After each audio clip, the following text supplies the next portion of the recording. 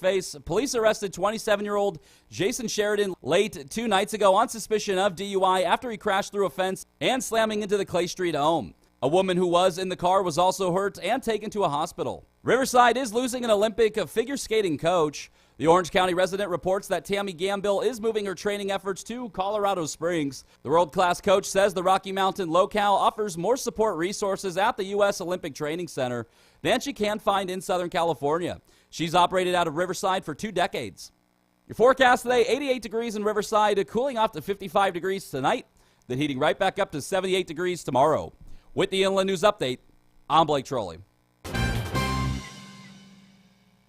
What if I told you you'd never have to make a house payment again? What if you could pay off much-needed home repairs and even create an income stream based on the value of your home? If you're 62 years old or older, you could be eligible for a reverse mortgage. Call Tim Harrison and find out if a reverse mortgage is right for you. Call Tim at 800-566-2475. That's 800-566-2475. Tim Harrison, branch manager, NMLS number 170960. Broadview Mortgage Corporation is licensed by the Department of Business Oversight under the California Residential Mortgage Lending Act. License number 170952. Registered with the Nationwide Mortgage Licensing System and registry number 813B544. Broadview Mortgage, equal housing lender. Remember, if you never want to make a house payment again, except for property taxes, maintenance, and insurance, that's 800-566-2475. That's 800-566-2475. NBC News Radio, I'm Brian Shook. President Trump is cheering on the Republican Party ahead of the midterm elections in November. At an Indiana rally tonight, Trump railed against Democrats and urged voters to send more Republicans to Washington. If we elect more Republicans, we can truly deliver for all of our citizens. We're going to keep the promises anyway. He again warned supporters about complacency and said great progress could be lost if Democrats regain control of Congress. President Trump and North Korean leader Kim Jong-un will meet at a summit on June 12th in Singapore. Trump revealed the news this morning on Twitter and said he hopes it will be a very special moment for world peace. The announcement came on the same day that 3 Americans came home after being held in captivity by North Korea. Homeland Security Secretary Christian Nielsen may be resigning soon.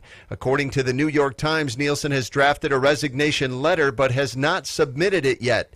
The paper says Nielsen came close to resigning yesterday after President Trump accused her of failing to improve border security at a cabinet meeting. The White House is strongly condemning suspected Iranian rocket attacks against Israel. Iranian rockets were reportedly launched from Syria Wednesday night into Thursday. A White House statement says the act is an unacceptable and highly dangerous development for the entire Middle East. Israel responded to the rocket attack by striking targets in Syria, where Iran has a growing presence. Tensions between Iran and Israel have been on the rise since President Trump pulled the U.S. out of the Iran nuclear accord this week. Tom Roberts, NBC News Radio. A nurse in Philadelphia faces several charges in connection to the death of the father of former National Security Advisor H.R. McMaster. Kristan Gainey is accused of failing to administer neurological checks on 84-year-old H.R. McMaster Sr. after he suffered a serious head injury from a fall. You're listening to the latest from NBC News Radio.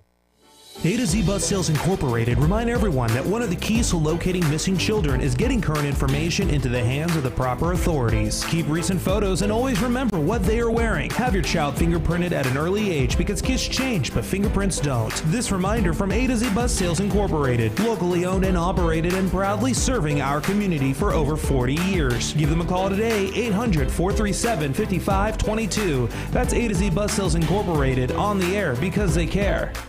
Here's Replete Vegan Skincare founder Elizabeth Thoreau. Investing in your beauty is investing in quality of your life. The secret is in Replete Spring Serum Complex. It puts elasticity back in your jawline contour for completely remodeling the effects of winter. It improves firmness. It gets rid of sagging and wrinkles. And it puts the smoothness, radiance, and freshness you want in a spring day. RepleteSkincare.com for your skin to look and feel its best. KCAA, where every day is a great day. Are you ready for a new experience? To see life from another point of view?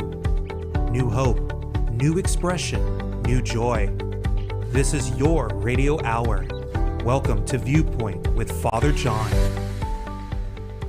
And welcome. You are tuned in to KCAA Radio, 1050 AM, 102.3 FM, 106.5 FM, or on the World Wide Web at kcaaradio.com. This is Viewpoint with Father John, and I am your host, Father John Reed.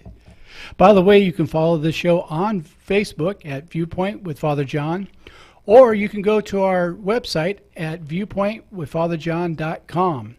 In fact, if you want to help support this show, go to that website, go to where it says support, click, and you will be glad to put in your credit card, PayPal. At this point, I'll take pesos. So be sure that you go to the website. All of God's children are endowed with extraordinary purpose and ability. I am on a quest to help as many as possible in fully realizing their divine inspired potential. Disposing of false narrative and embracing genuineness inspires clarity of purpose. My role is to help overcome self-imposed limitations in realizing one's spiritual potential. And tonight, the show is partly brought to you by St. Teresa Open Catholic Seminary, progressive, independent, truly Catholic education for ordained ministry and lay leadership. For more information, you can call 1-800. I'm going to call the place where I buy my lips and get them to help with the numbers here. 1-800-790-9739. Again, that's 1-800-790-9739. And as I said before, this show is also listener supported. So be sure that you go to the website, www.viewpointwithfatherjohn.com, and support us. Also, you can see who upcoming guests will be and information how to contact former guests if you would like to contact some of them. We've had some really good guests.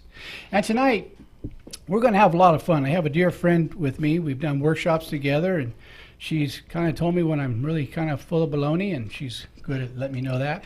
That's my good friend, Jackie Babb, and she's a life coach and a joyologist. What is a joyologist, Jackie?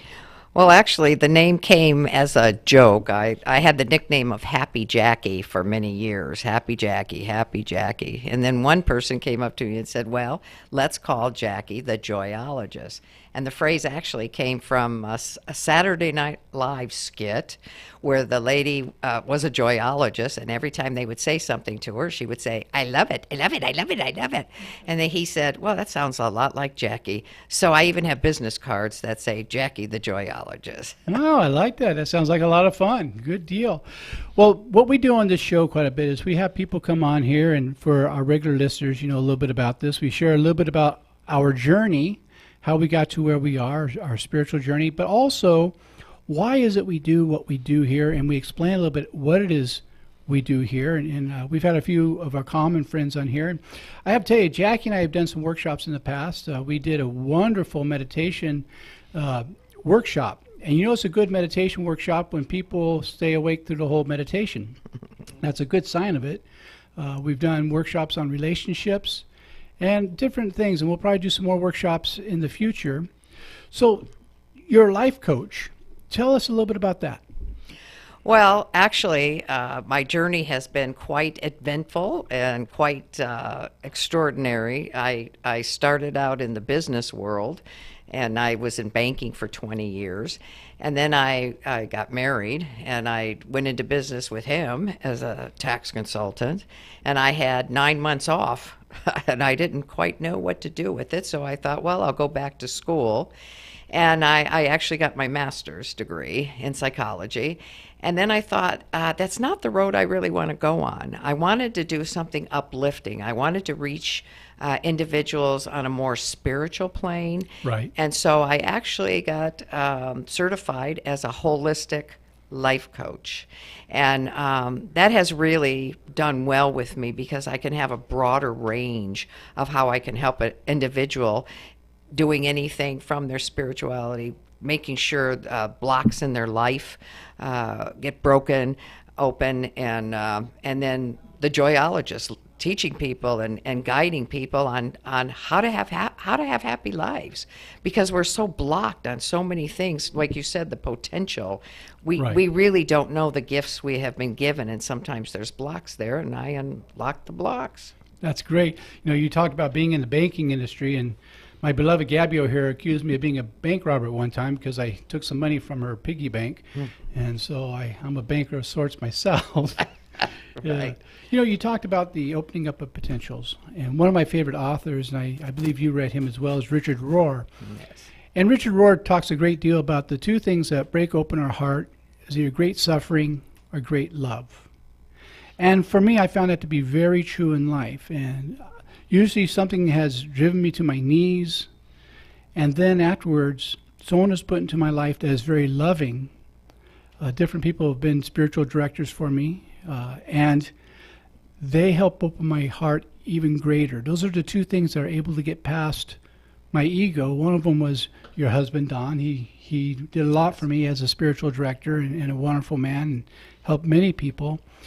And has this been your experience with the people who come to you for life coaching? That either they're in a phase of their life where everything feels broken and they're in a place where they can finally accept some love, or do they just come because they have nothing better to do? Well, sometimes they don't have anything better to do. my journey sometimes gets there, but no, most of them have been broken and don't know which way to turn.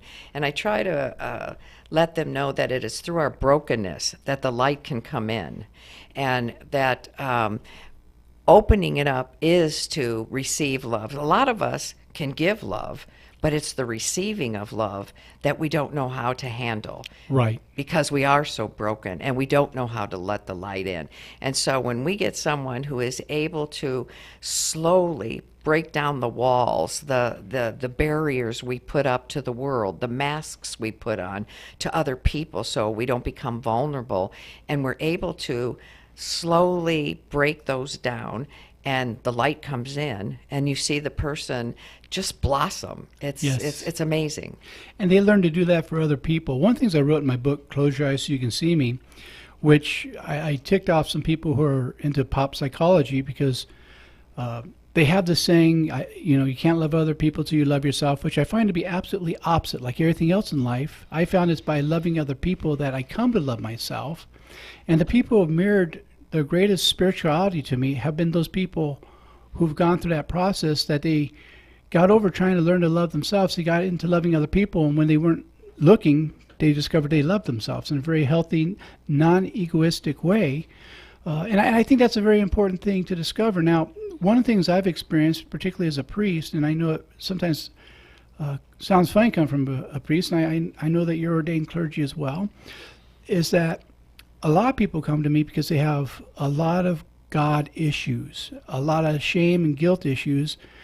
And you've heard me say many times that God doesn't have stepchildren, but many of these people say, yeah, except for one, me. Do you find that you have a lot of people come to you because they've been hurt from their religious upbringing or with issues they've had with God? Oh, absolutely. Absolutely. In today's world, there's a lot of issues with God. I know for myself, I always knew that there was a God. Even as a little girl, there's a book that states that within every man, woman, and child lies the fundamental idea of God deep within them. And I had that. It wasn't taught to me. I didn't go to church. I just knew there was something greater than myself out there. And I had that for quite a long time. And then through the world, and the world gets to us and breaks us down, and issues of childhood, and then you add other issues into you, then you stop believing and start doubting the process of it. And I had that for many years. And then what happens is, as you say, you get broken and some of the light gets in, and your whole idea of your creator begins to evolve. And as the years go, it even changes. Every year my image of my creator has changed for me, and it's through the brokenness, through the world. You know, in mentioning that, one of the scriptures that I found have really been misunderstood for many years is when the disciples are in a boat, and Jesus had waited on shore. Now he's coming to them walking on water. And they see him coming and they're terrified. They think he's a ghost. Now, in the Jewish faith, water is very mysterious and very scary. And they believe there's a lot of stuff under the water that might be where the dead go. And so to see someone walking on the water was terrifying. And so, of course, Jesus says, "It is I, I'm not a ghost." And so that's where Peter says, "Well, Lord, if it's you, command me to come to you." So Jesus says, "Come to me, Peter." And we know the line that that Peter gets out of the boat, starts to walk towards Jesus, realizes what he's doing, and starts to sink. And one of the shortest verses in the Bible was when he said, "Help me." Mm-hmm. And of course, we know that Jesus helped him up and said, "Oh, ye of little faith, why did you doubt?" And one of the things that's been misunderstood, and you'll see where this ties into what you're saying, it's been misunderstood what Jesus was saying to him. Jesus wasn't talking about Peter doubting Jesus. Jesus was talking about Peter doubting Peter. Why did you doubt? Because Peter knew that Jesus would not call him to do anything that Jesus knew he couldn't do. Mm-hmm. And it showed that Jesus had more faith in Peter than Peter did. But that goes for all of us. You know, and I've been writing on this in my new book that I'm working on, that we ask God to use us for incredible things. And then when we find ourselves doing these incredible things, we think it's impossible. We can't do this. When we find ourselves seeking, we say, "Help me." And we hear that still small voice, if we're quiet long enough, that says, "Why did you doubt? I wouldn't have called you to do it if you couldn't do it." And so when you're talking about going through these challenges in life, I think that fits right in with that. Absolutely. You know, there used to be a show called Joan of Arcadia, and I just loved that show because God came to her in many different facets. It would be the bum on the street or a new student in the classroom, and each one was a lesson from this. And the same thing with Joan. Don't you know who I am? Hey, I'm here to help you. I'm here to help you. And when the song that was playing was, "What if God were one of us?" Oh. What if God were one of us? I like that. And yes, and it's amazing that once we realize that all around us are the people that can help break those chains, the chains of doubt, and we have to learn to reach out. And once we reach out and love, like you say, love someone else, or try to help someone else, then it changes, I believe, physiologically. I think It changes everything about us from the inside out. And I have seen some people, I know a woman who was just angry. This woman was just angry, and we kept suggesting, you know, "Why don't you try this? Why don't you try this?" And I would talk to her, and she didn't know what happiness was at all. And then one day, all of a sudden, something miraculous happened. Somebody said something that just cracked her open, and I literally saw this woman glow. She literally glowed. Now, maybe it was my imagination because I had seen the transformation of this woman come from this doubting person who hated the world, who did not know how to laugh. Right. You know? And that's what a joyologist, you know, to have that inner joy, to know that life is to be fun, to have fun, and to have that joy. And we get that from inside our brokenness, outside with the joy. And I don't think we get there until we get in touch with our brokenness. I want to touch on something you said there. You said maybe it was your imagination. And one of the things that are different from biblical times to today, in biblical times, we didn't doubt what we saw. I choose to believe that what you saw was her spirit glow. And I did hospice for a lot of years, and I've seen that happen. I've watched the room light up. I've watched the people go, the ones I were real close to. And so I've seen a lot of that. We're coming up to our first commercial break. And so, again, I have with me my dear friend Jackie Babb, life coach and joyologist. And when we come back from the break, we'll continue our conversation.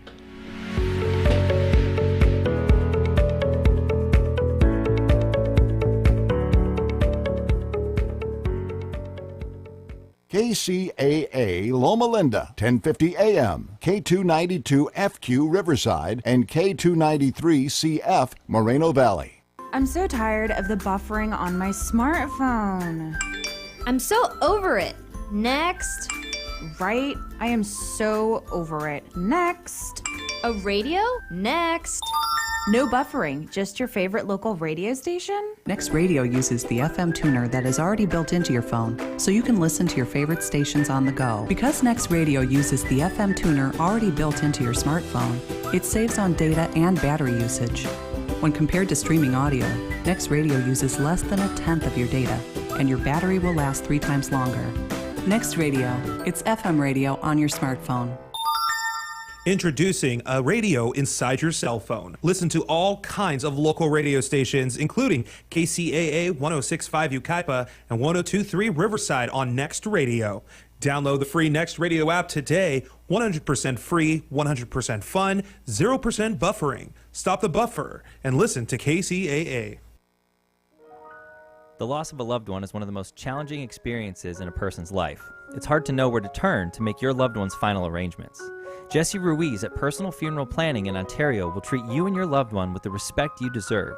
Jesse served in the Marine Corps in Desert Storm and understands what it takes to provide loyal, personalized, and empathetic service to those who need it most. The families of Michael Jackson, Brittany Murphy, Ed McMahon, and many others have trusted Jesse to provide them with the highest level of service and support. To work with Jesse, call 909-762-4027, 909-762-4027, or visit their website, www.4pfp.org. www.4pfp as in personalfuneralplanning.org. Jesse Ruiz and Personal Funeral Planning, veteran-owned and operated, helping you plan a personal, lasting tribute for your loved one. www.4pfp.org.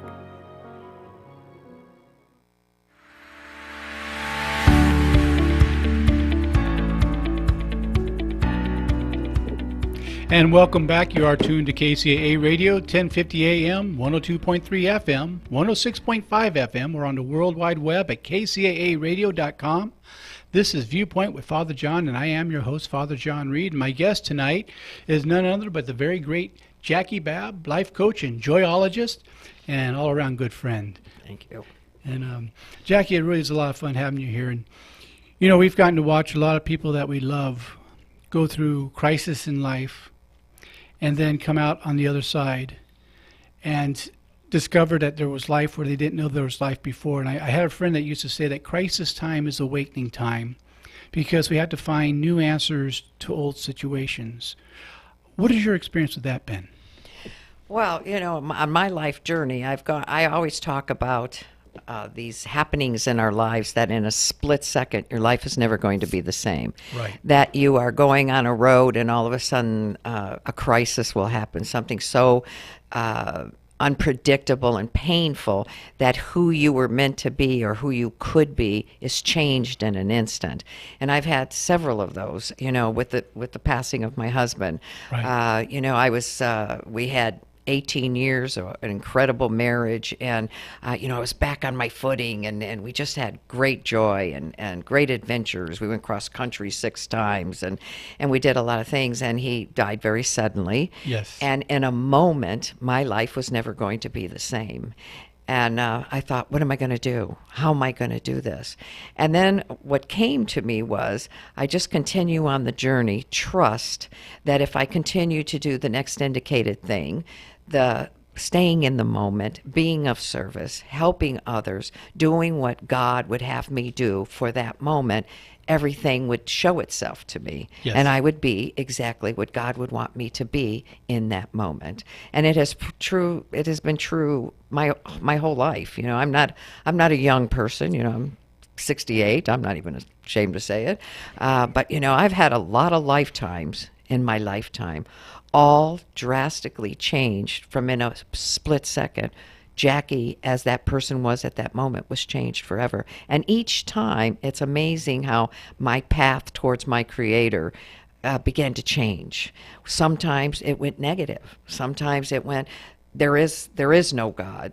Right. That's not going to happen, and I don't believe it anymore. And then something else would change where I go, oh my gosh, my Creator was there all the time. You know, so it's been quite an adventure for me, and I've been many different people in my life. Well, you're talking about something that I was just writing about the other night, which is the difference between an arrangement with God and a relationship with God. In an arrangement, there's expectations, and we learned this in the beginning levels of church, and it's necessary. It's like you go to kindergarten before first grade, but you don't spend your whole life in kindergarten. And in that first level, we have the arrangement, which is we follow the rules, we do this, we don't doubt, we don't cuss, we don't do this.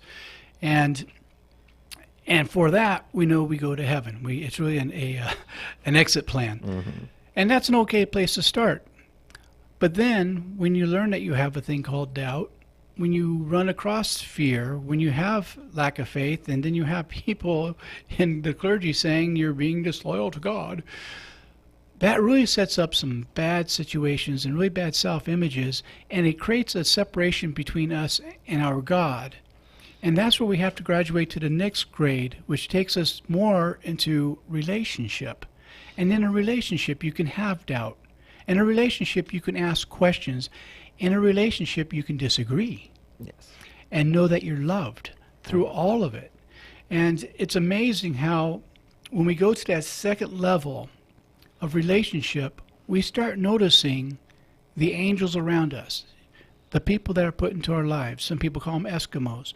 And, you know, Alabama has a song I love that says, I believe there's angels among us. Mm-hmm. Don't worry, I'm not going to sing it.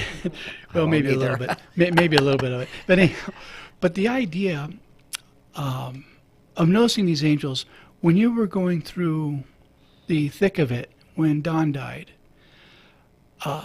there were angels all around you, different people that I'm familiar with, and many people tried to come and help support you, not take your feelings away, because a real angel doesn't take away your feelings. A real angel allows you to be right where you are and loves you right where you are. And I think some of the greatest loving we can do with somebody is not advice, but just to put our arm around them and sit in silence with them, maybe even shed a tear too. Yes. You Yeah. know? Well, you know, I went through great fear, you know, in my life. But this probably was one of the toughest periods of fear that I had. But it's amazing how I never lost faith. And I've been sharing this a lot, so people out there who know I've been sharing is probably sick of it. But there's an Elvis gospel song, and the refrain of it is, with humble heart on bended knees, I'm begging, please help me. And that's what I have been doing. You know, that's the only prayer. You know, don't give me this, or I'm not sure. You know, just help me. And I did that for quite a long time. And you know, I'm on the other side of that now. But I still say, you know, with humble heart, on bended knee, please help me. That's a powerful prayer. Yes, it is. You know, some of the greatest expressions towards God is music and poetry and other forms of art, because there's some things that cannot be expressed in explicit words. We have to use mythos opposed to logos. Logos is where we get the word logic, and it's good for building buildings, for doing math questions and discovering science, and it will tell you how to build a radio. But there's another truth that's even greater than fact, and that's mythos. And we can tell you how to build a radio with logos, but we have to use mythos to tell you why you enjoy the music coming through. Right. Because that can't be described in words. Right. You know, and it's kind of funny because all this we're talking about is just, as you know, I'm writing a new book, and so this is chapter 3 of the book we're talking about here. So when the book comes out, you got to buy it so you know what chapter 3 is all about.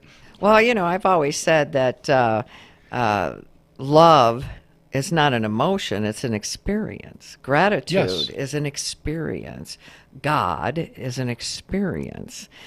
You know, it's something that I have to do some kind of action to receive the experience. And that's what I have done. You know, over the years, I have found that through my action, all of a sudden I get this experience. And I say it often, sometimes I feel like my heart's going to explode. I am so grateful for my life. As you know, my favorite saying is, I love my life. Yes. Through all the pain. And Don used to say, you know, it's not problem-free at all. But there's this great joy of all these experiences, and they are experiences. You know, there's a preface of a book I have that says God is a verb. And if you know anything about English, you know, a verb is an action word. And so that's where we get it. We get it through action. Just like you were saying, in order to love ourselves, we have to learn to love others. To forgive ourselves, we have to learn to forgive. And it's action. And then we get the experience of the knowing. The knowing, that's what I have. I have a knowing. I can't explain. You know, I call my God, you know, life energy beyond understanding, because it is beyond my understanding. But what I get is this experience. I don't understand it, but I I have this knowing that it's there. And it's also a paradox. Yes. You know, it's this, but it's not this. It's that, but it's not that. And until we learn to live with paradox in our life, we get really stuck. And we start dictating what we think life should be. And when it's not like that, we say it's not fair. And I had a friend that used to tell me, one of my first spiritual directors, who used to say, if you want fair, it's in Pomona once a year. Right. You know, that's the only fair in life. The other thing is, in the school of spirituality, of all experience in life, there are no social promotions. Right. You keep getting the lesson until you learn it. It's not out of anger. It's not out of hate. It's out of great love, because how are you going to understand the next spiritual lesson if you don't get the basic of this lesson? So until we learn a lesson from the experience, we have to re-experience the lesson. However, I've discovered that when history repeats itself, the price goes up. Yes. Not out of anger, not out of spite, but out of a genuine desire to have us grow and get to the next level so we can have an even closer relationship with God. That's what the whole thing's about, is to get us closer to our Creator. And it doesn't matter what you call it, because the word God, and you hear this almost every week from me, my listeners will tell you, is God means that which cannot be described in words. It's beyond that. It's too big for that. As they say in the East, when the master points at the moon, all the idiot sees is the finger. And they think that that's the moon. And so with that, learning that lesson, once we get it, we get past it, we don't discard it, we include it. We ascend and include. And what has your experience in that been like? Well, you know, like I said, over the years, I've had to experience life on life terms over and over again, and my lessons have been very hard. You know, I've done some things in my life that I've repeated several times, and they're hard-learned lessons. We all have. Exactly. But what I have learned from that is actually something Marianne Williamson always talks about, and that is not to close my heart and not to be angry. You know, I was married several times, and you know, most people go, I'm never going to love again. I'm going to shut my heart down. I'm not going to do it. And as she explains, is that if you shut your heart down, you will never learn it. But if you keep it open of what's my next learning experience? And really, I really look at it, even through all the anger or the hurt, I have gained so much information to better my life on what not to do the next time, maybe sometimes. Right. And I loved how she explained, you know, we always talk about how we're going to learn a lesson through this person. Well, maybe that person's supposed to be learning a lesson through us. Yes. And so, you know, with that mentality, I thought, oh, okay, maybe they were in my life to learn something from me. Not sure what it might have been, but it's always, inevitably, everything in my life, when I'm going through it, is very painful. And I'm wondering why. Why is this happening? But inevitably, when I've gotten through it, I've looked back and gone, oh, I needed that to get this. Yes. You can't get from here, from there, without the experience of learning. And the experience is the bridge that takes you over that gap so that you can get to the next lesson. You know, and the universe only moves in one direction. It's pulling us all forward. And we've proven that with science now. And science and religion aren't opposed to each other. They're two dance partners that have been apart from each other for too long. They actually need to be together. And any religion that tells you to throw your brain out the window is junk religion. I'm sorry. If it tells you don't think, that's garbage. Right. That's garbage. God gave us brains to use. All of this experience is evolutionary. If it wasn't, we wouldn't be here, kids. It's not an evil thing. It's a beautiful, divine expression of an unfolding of whatever this goodness is. And again, it's trying to tell God what God should be instead of letting God show us what God is and where we are in that. Because each one of us is an individual expression, not a once in a lifetime, a once in an eternity. Correct. That expression is never going to happen again as to what you are. That's why it's important to be true to who you are. As Thomas Merton talked about, finding your true self. And that, as our good friend Chuck Chamberlain used to say, it's a lifelong process of learning to uncover, discover, and discard. And I agree with something else he said, and I wrote about it in Close Your Eyes So You Can See Me, that we don't need one more ounce of self-improvement. What we need is self-discovery. Correct. When we do discover who we are, we no longer want to harm that person. We usually are trying to harm a stranger that we don't even know. Right. Well, I do believe that, to know others is knowledge, and to know ourselves is enlightenment. Oh, I like that. And I got it from a TV show, so I steal a lot of my lines. I'm gonna give credit where credit is due. So. But I love that. Like you said, it's enlightenment to find out about ourselves. If you're really my friend, you would have said you heard it on this show. Oh. Can we back that up a little bit, Brandon? We'll recut that. We'll edit while we're live. Right, but it's a process of self-knowledge, of finding out about ourselves, and I think all the psychology majors, they always talked about self-actualization and Right. getting to that point, and a lot of people don't get there. And it's all based on fear.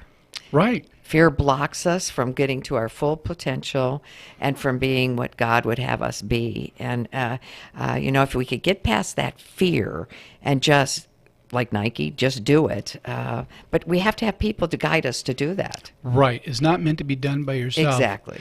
Now, I have 3 acronyms for fear, and you have a 4th one. So I'm going to do my 3, and then if you throw your 4th one in there, I know my listeners would love it. But my 3 for fear is false evidence appearing real, forget everything and run, face everything and recover, and you have another one. I have another one. Future events already ruined. And isn't that the truth? Because that's what I do. I tend to write a story, and that's been my life, see. I write a story about how my life should be, how it was, how you are, and what happens is for some reason I always write it in the negative. Yeah, because, and there's a physiological reason for that, and I've shared this on the show before, that neurology has shown that when something negative happens, it's like Velcro to our brain. It sticks. When something good happens, if we don't concentrate on it for a minimum of 15 seconds, it's like it never happened. And that's why I'm a big supporter of gratitude lists. It forces us to do that 15 seconds of concentrating on the good things, and we actually rewire our brains by forcing us to look cognitively at the joy in our life. Otherwise, we never notice it. And, we're talking at dinner about an expression that a friend of ours had that talked about a crap sandwich being all of life, and you shared with him, no, it's a peanut butter sandwich, something I enjoy, and once in a while I have to take a bite of the other bad stuff. But, again, it's a complete reversal of what the world is taught. And it's not saying that the world was bad. It's just that there's a lot of ignorance. We just, it's lighting up. And if you look, the light gets brighter the closer we get to the sun, so to speak. Well, we're coming up on another commercial break. My guest here tonight is Jackie Babb, life coach and joyologist, and a dear friend and a great presenter. And so we'll see you right after the break.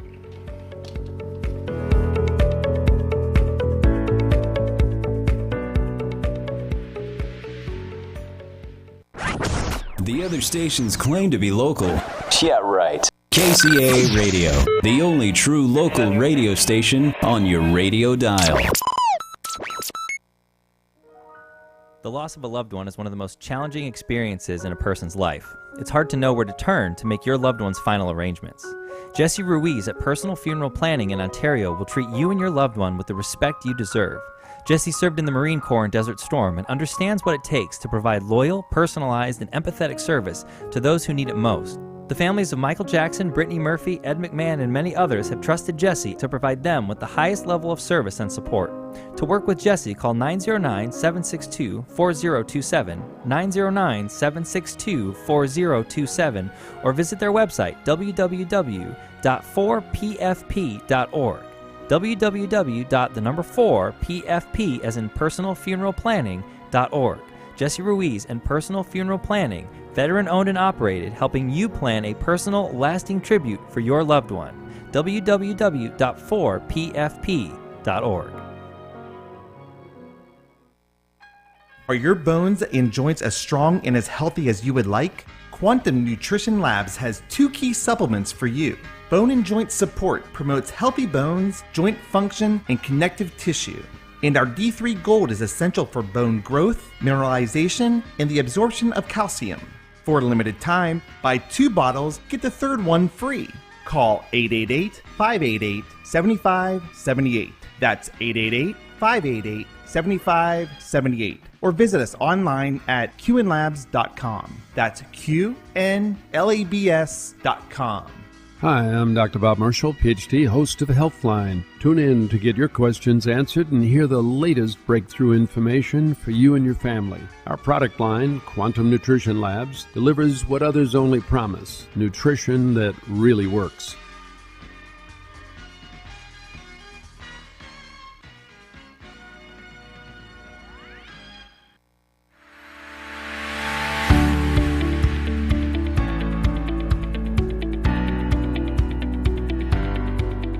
And welcome back. You are tuned to KCAA Radio, 1050 AM, 102.3 FM, 106.5 FM, or on the World Wide Web at kcaaradio.com. This is Viewpoint with Father John, and I am your host, Father John Reed.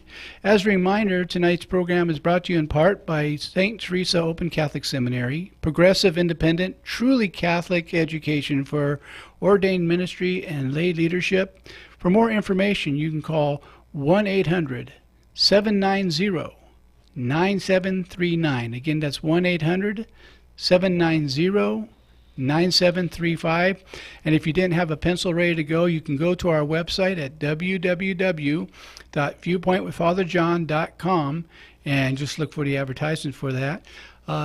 Couple other things before I get back to our conversation with Jackie Babb is I want to give a lot of thanks to my board operator, who is Brandon, who's doing a heck of a good job. He joined the crew last week, and he's starting to get used to me. I've only got 2 eye rolls so far tonight, so that's not bad. That's under my quota, but it's pretty good. And I want to give a lot of thanks to my beloved wife, Gabby, who's also a producer here, who keeps me in line, makes sure I don't say anything that gets us a pretty letter from the FCC, and also make sure I'm well fed before going on air. And my friend Brian Rodriguez, who's here, who drove Jackie here tonight, so he's a stand-up man and a good chauffeur, and he will attest to the fact we offer up a good steak before the show.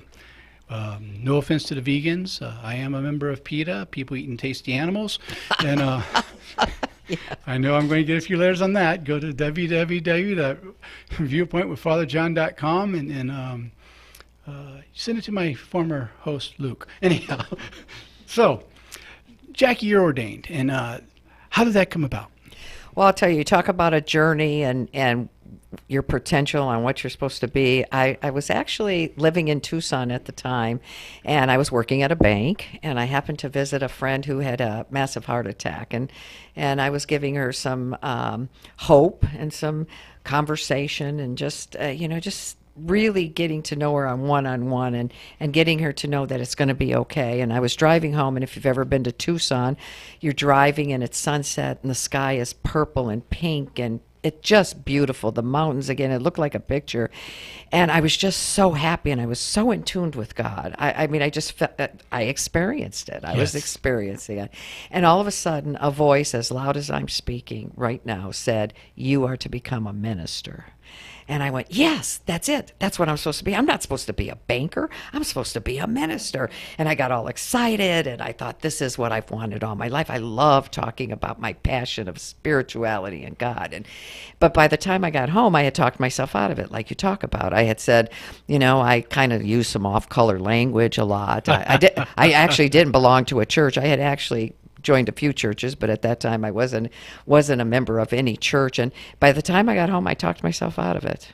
And I thought, well, I'll never be a minister. You fast forward, and through a series of events in my marriage and all these wonderful things that happened, God saw fit that a friend, you, happened to be sitting at my desk talking, and I said, I've always wanted to be a chaplain in hospice, and you said, well, they have to be ordained, and I said, oh, well, I'm not ordained. And he said, well, I can get you ordained.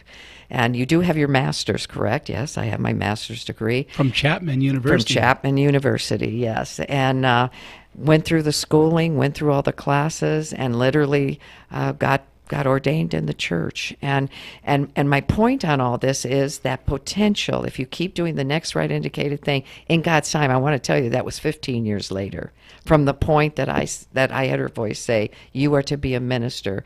When I was getting ordained, and the Monsignor was putting oil on my forehead, I had an out-of-body experience. Yeah, Bishop And I Arnold. saw myself in my car with that voice saying, "You are to become a minister," and I was standing there being ordained, and I sobbed. If you remember. I do. I started sobbing. It had come true. It was in Arcadia. Yes, absolutely. So now you're Jackie from Arcadia. There you go. It was in Arcadia. Ah, not Joan. You're right. That's very good. Well, thank you. I just found another one. There you go. There you go. Well, you know, a funny story, because it's funny how small this world is.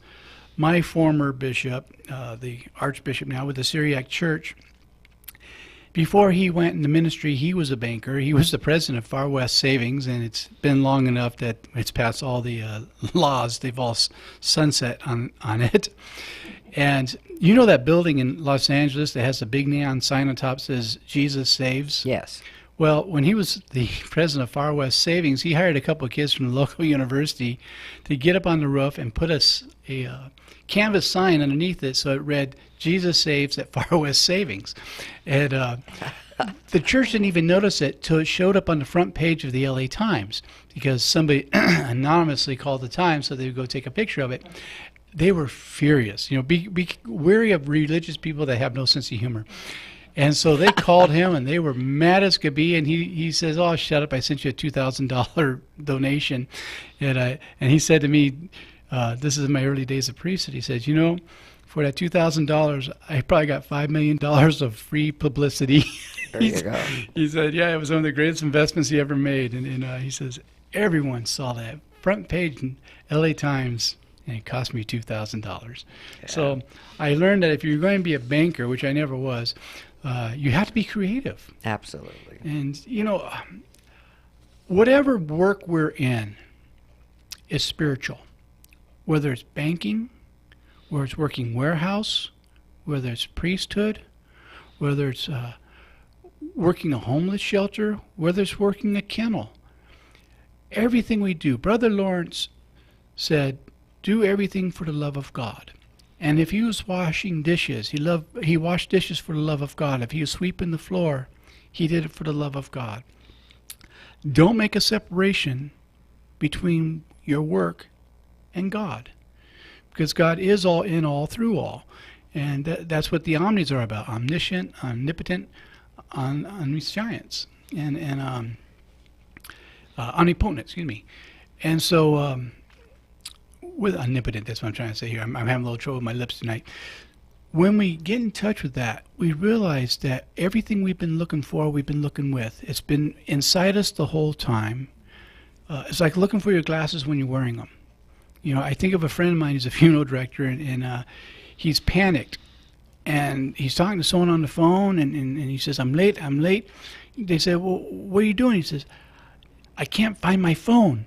He said, you mean the one you're talking on? And it's a true story. That's my friend Rigo. Rigo, there's a shout out to you over at Memory Garden. And that's how we do with God. We're running around looking for God when God's with us the whole time. But we don't know it till we know it. And oftentimes people around us know it before we do. And in your discovery, you said it was 15 years from the time you got the message you're supposed to be a minister till the time you went through ordination. Well, I don't believe that God has any awareness of time. No. We do. And I think God brought together right at the divine moment.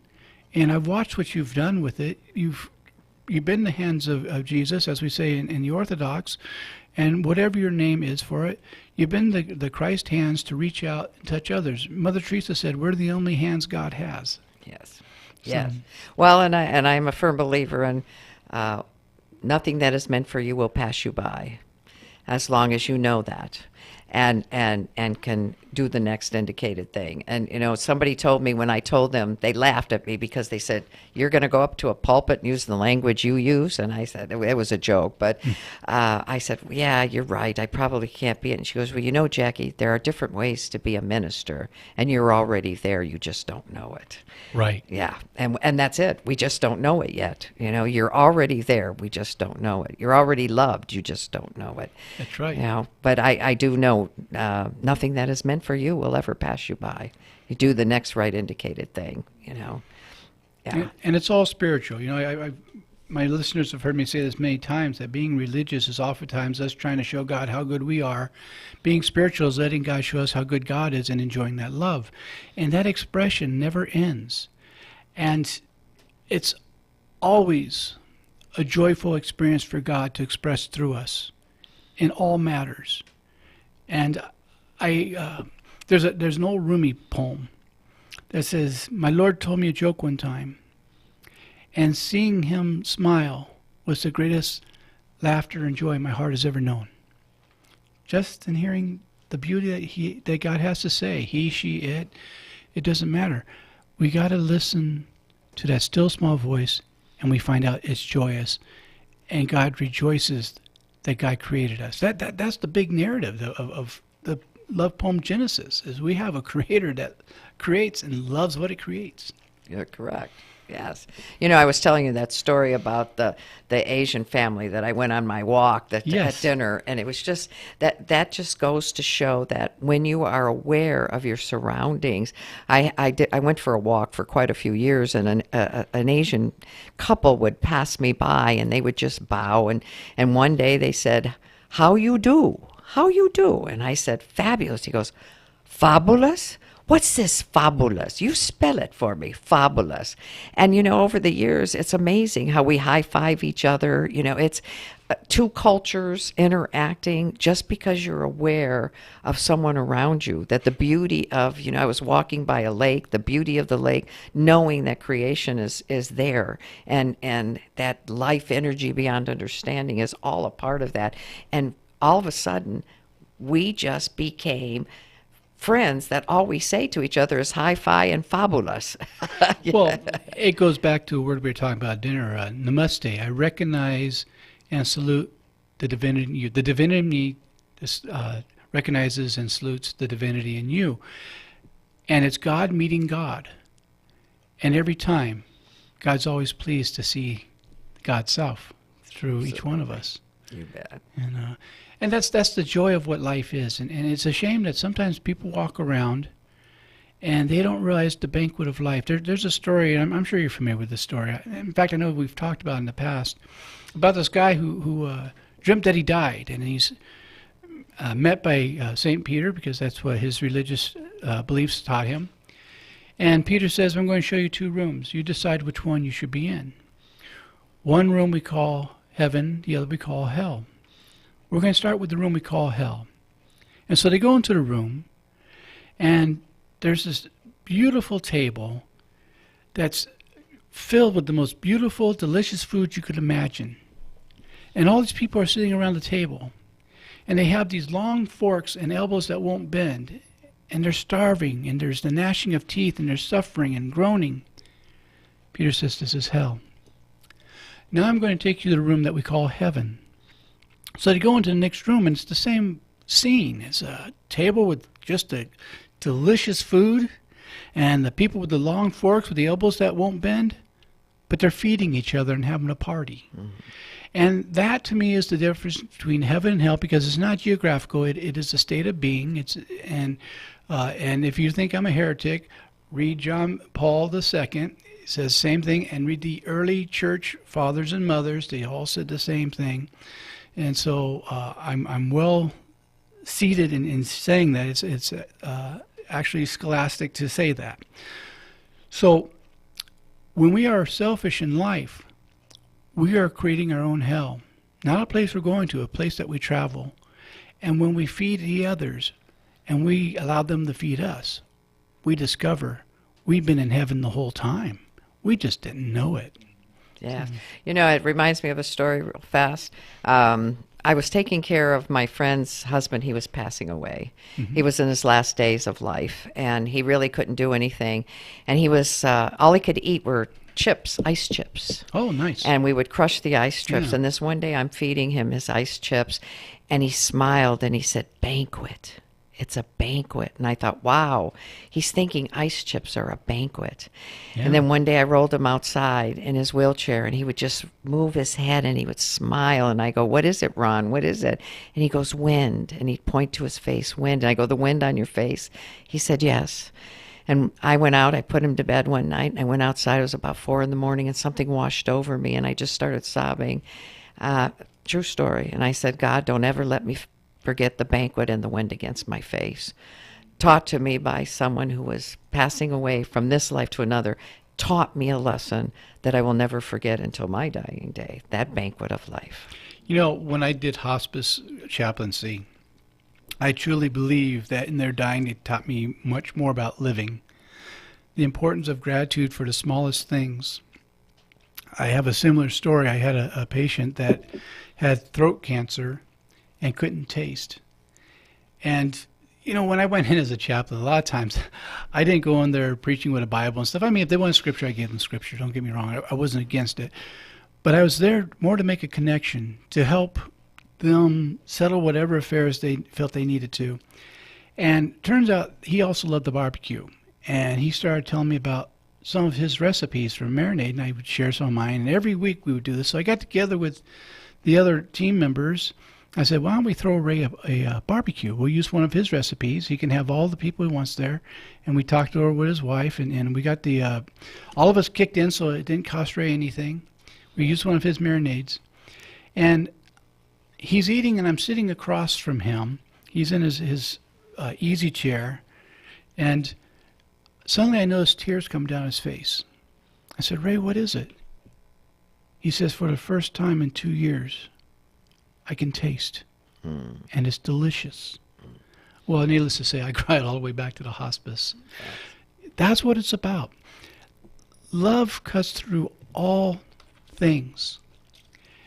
And when we get in touch with that love, again, it comes back to that we discovered that what we've been looking for, we've been looking with. Well, brothers and sisters, tonight our guest has been Jackie Babb. Again, she's a life coach and a joyologist, and if you want to be in touch with her, I'll get information that she will pass on to me, and I'll put it on the website, and within the next couple of days, you can go to www.viewpointwithfatherjohn.com and see how to get a hold of her. If you're looking for a life coach, I personally highly recommend her. I've known Jackie for a lot of years, and I'm very proud of who she is and who I get to be just from being around her. And so we're coming to the end of another hour where we got to have hopefully some laughs, some tears, some joy, but some real life. And if no one told you this week that they love you, let me be the first.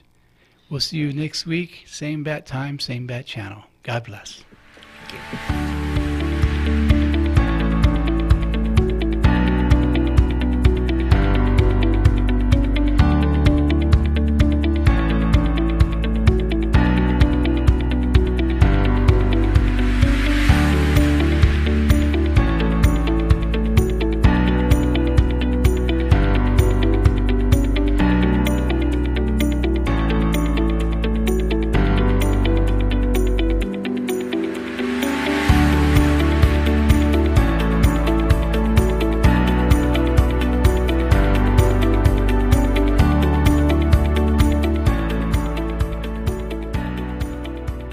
I'm so tired of the buffering on my smartphone.